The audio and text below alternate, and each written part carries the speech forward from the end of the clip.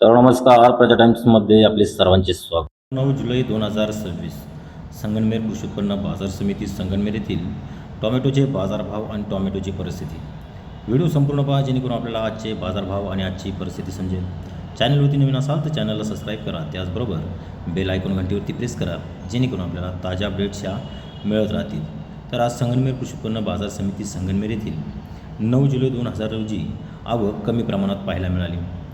व्यापारी बंधूंशी चर्चा केली असता सध्या आवक घटल्याचे समजते. त्याचबरोबर हे बाजारभाव आणखी काही काळ असेच टिकून राहतील असे व्यापारी बंधू सांगत आहे.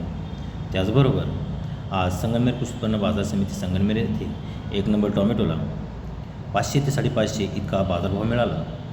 तर एखादं वक्कल 600 रुपयांनी सुद्धा विकले गेले. तर मीडियम माल 400 ते 450 इतक्या बाजारभावाने विकले गेले.